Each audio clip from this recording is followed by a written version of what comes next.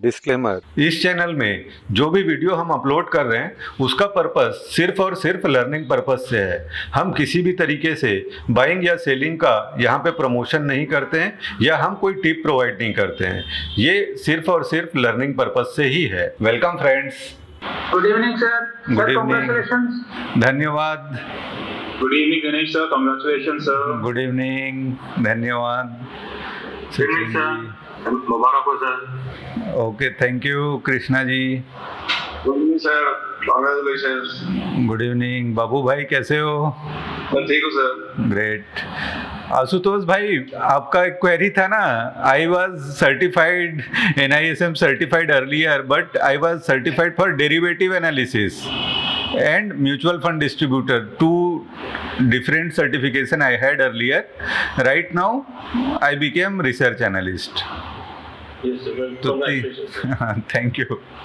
तो ये क्या है, रिसर्च एनालिस्ट का कुछ जगह ज़रूरत पड़ता है फ्यूचर में, जैसे सेबी में रजिस्ट्रेशन कराना है, अगर वो प्रोसेस में बढ़ते हैं तो उसके लिए मैंडेटरी है कि रिसर्च एनालिस्ट भी होना चाहिए, इसीलिए इसको ले लिया। अदरवाइज डेरिवेटिव एनालिसिस अपने आप में ही काफ़ी था, क्योंकि हमारा काम तो डेरिवेटिव का ही है। धन्यवाद सर, धन्यवाद। एक बात ये पूछनी थी सर कि ये अपना जो डेज ओपन वाला इंडिकेटर है वो अपने धन या पायस में आप इनको बोल के नहीं करवा सकते सर? क्या बोला हुआ है सर, रिक्वेस्ट दिया हुआ है, धन के साथ टाई अप भी हो रहा है उसके रिलेटेड। वैसे तो बात हुआ है, जो धन के जो मालिक हैं उनसे ही बात हुआ है, वो अपने डायरी में नोट किए हैं कि भाई आपके वर्ड्स को रखना है करके। बट देखते हैं ट्रेंड अभी भी क्या है, नेगेटिव है। वीकली सिनेरियो में क्या है अभी?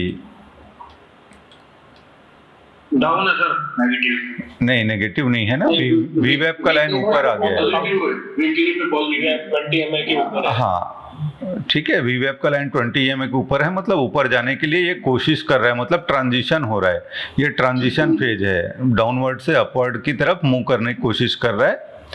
अब अगर आते हैं इंट्राडे में, तो इंट्राडे में आज हम लोग सुबेरे डिस्कस किए थे ना कि अगर R1 प्रीवियस डे हाई के ऊपर क्लोजिंग होगा तभी ट्रेंड रिवर्सल का पहला कंफर्मेशन मिलेगा। बट वो R1 प्रीवियस डे हाई के ऊपर क्लोज नहीं हुआ, CPR पे ही क्लोज हो गया। ठीक है। किसी ने पूछा था ना आज कि ट्रेंड रिवर्सल हो जाएगा क्या करके। हाँ, चालू ट्रेडिंग में तो बोले थे। हाँ, तो उनके लिए यही मैसेज है कि प्राइस का जो क्लोजिंग है R1 प्रीवियस डे हाई के ऊपर होना चाहिए। थोड़ा सा भी नीचे है तो उसको मानना नहीं है। तो जब तक ऊपर क्लोजिंग नहीं होगा ट्रेंड रिवर्सल का कोई कंफर्मेशन नहीं है। तो अभी भी ओवरऑल ट्रेंड डाउनवर्ड ही है। ठीक है। तो यहाँ पे भी अगर देखोगे तो अगर प्रीवियस ट्रेडिंग सेशन देखते हैं तो प्रीवियस ट्रेडिंग सेशन मतलब कल ही तो था ना, मंडे, आज ट्यूसडे है ना। हाँ, तो कल इसने कोशिश किया था क्लोज होने का, लेकिन 3 बजे के बाद देखोगे तो प्राइस नीचे आके क्लोज हो गया। तो मतलब उस रेंज को ब्रेक नहीं कर पाया था। तो हमारे लिए रेंज क्या होता है, R1 प्रीवियस डे हाई से लेके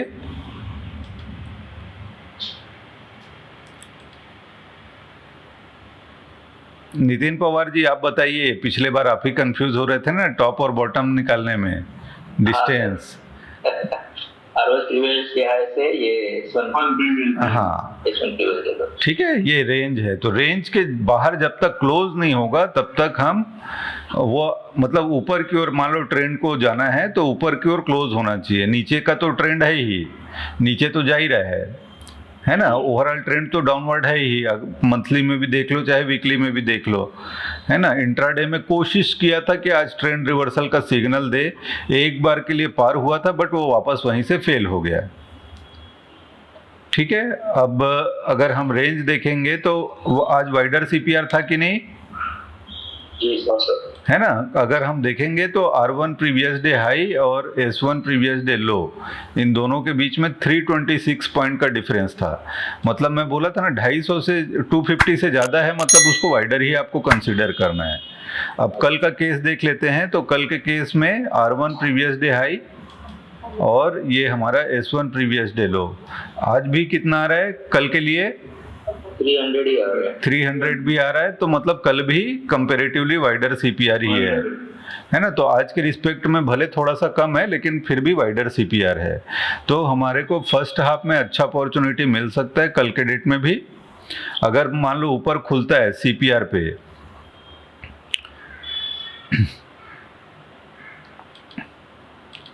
यहाँ पे खुलता है मान लो सीपीआर के बीचों बीच और पहला 5 मिनट का कैंडल ग्रीन बन जाता है, तो आपका टारगेट क्या रहेगा?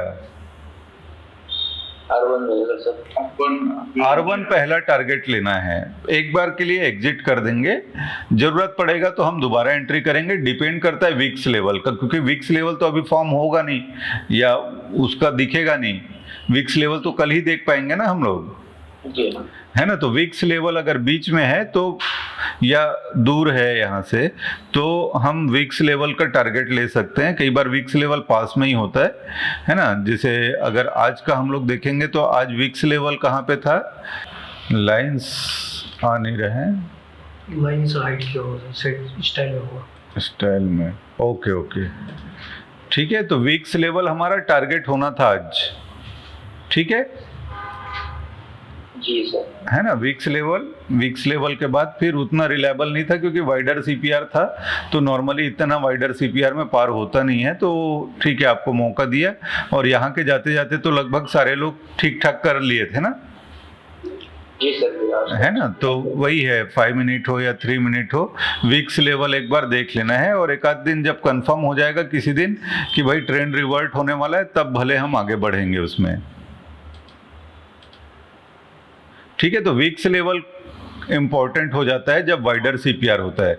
जब भी आपको वाइडर सीपीआर मिलेगा, विक्स लेवल का थोड़ा वेटेज बढ़ा देना, ठीक है। और अगर मान लो कल खुलता है तो ये देख लेना है कि भाई ये S1 प्रीवियस डे लो के नीचे अगर क्लोज होता है तो कंपैरेटिवली वाइडर सीपीआर है, तो हमारा विक्स लेवल बीच में कहीं आएगा, इधर कहीं पे अभी तो है नहीं। तो विक्स लेवल ही टारगेट रखेंगे और डाउन साइड बनाएंगे, क्योंकि पहला अगर कैंडल नीचे की ओर बनता है रेड कैंडल, तो डेज ओपन वीवैप का कॉम्बिनेशन बोलेगा कि मार्केट को नीचे जाना है। तो नीचे कहाँ तक का टारगेट रखेंगे? जो भी हमारा विक्स लेवल आएगा, अगर पहले आ रहा है S2 के पहले, तो विक्स लेवल पे हम एग्जिट कर लेंगे, ठीक है। अगर मान लो यहाँ से ग्रीन कैंडल बनता है और वो S1 प्रीवियस डे लो के ऊपर चला जाता है, तो हमारा इमीडिएट टारगेट सीपीआर रहेगा, ठीक है। तो इसमें सीधा सिंपल सीपीआर ट्रिक लगा देना, क्योंकि अगर पहला ही ग्रीन कैंडल बनेगा तो डेज ओपन और वीवैप का कॉम्बिनेशन बोलेगा ऊपर ही जाना है ना। तो हमारा दोनों चीज वेरीफाइड हो जाएगा, तो उस कंडीशन में वही करना है। तो ओपनिंग मान लो यहाँ पे ओपनिंग हो जाता है, तब क्या करेंगे? सर यहाँ ओपनिंग होगा तो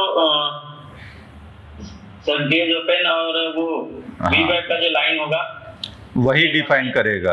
अगर डेज ओपन और वीवैप मान लो इस टाइप का बना और पहला ही कैंडल रेड बनेगा, तभी बनेगा ऐसा, है ना, रेड कैंडल बनेगा, तो आप यहाँ पे अग्रेसिव सीपीआर की तरफ टारगेट ले सकते हो, ठीक है। अगर मान लो यहाँ पे खुल गया गलती से, तो सीधा सीपीआर का टारगेट रहेगा, बीच में कोई बैरियर नहीं आएगा, सीधा आ जाएगा वन वे।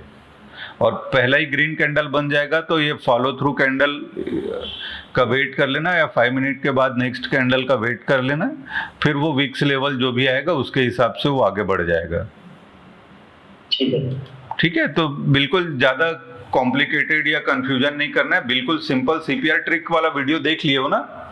हाँ सर, देख लिया। हाँ, उसको रट डालना है, कहाँ खुलेगा तो कहाँ जाएगा, ये सबसे इंपॉर्टेंट हो जाता है। अगर हम डेज ओपन और वीवैप के कॉम्बिनेशन के ऊपर भरोसा करेंगे ना, तो हमको इतना तो मौका देता है कि हम निकल सकें, है ना। इसमें मैं बोला हूँ ना कि जैसे अगर मान लो 10 बजे के बाद करना है तो 20 EMA का लाइन वीवैप के नीचे आता है तो उसको नेगेटिव मानना है, और अगर आपको पॉजिटिव बनाना है तो आप ये देख लेना कि भाई डेज ओपन के ऊपर में 20 EMA का लाइन निकले, तभी आप भरोसा करना ऊपर का, जी सर, है ना। जैसे अगर कल का केस देखोगे तो कल क्या हुआ था, 10 बजे के बाद क्या था, 20 EMA ऊपर ही था, ऊपर ही था जी। ऊपर था मतलब आप भरोसा कर सकते थे, हाँ भरोसा कर सकते हैं। है ना। तो वही ध्यान रखना कि अगर 20 EMA नीचे है VWAP के नीचे तो 10 बजे के बाद है तो नीचे की ओर ही रहेगा। तो 20 EMA का सिग्निफिकेंस 10 बजे के बाद बहुत ज़्यादा इंपॉर्टेंट हो जाता है। तो जब भी हम ट्रेड लेंगे, मान लो 10 बजे के बाद, कई बार होता है नौबत आ जाती है कि भाई 10 बजे तक हमको मौका ही नहीं मिला, फंस गए शुरू में, तो फिर हमको 10 बजे के बाद ट्रेड करना होता है। तो उसमें ये देख लेना कि VWAP के ऊपर में 20 EMA का लाइन रहेगा, उस डायरेक्शन में आपको अपॉर्चुनिटी खोजना है। अगर डेज ओपन और VWAP का कॉम्बिनेशन भी आप बोल रहे हैं और 20 EMA भी ऊपर निकला है तो आप उसके ऊपर ज्यादा भरोसा कर सकते हो। जी सर।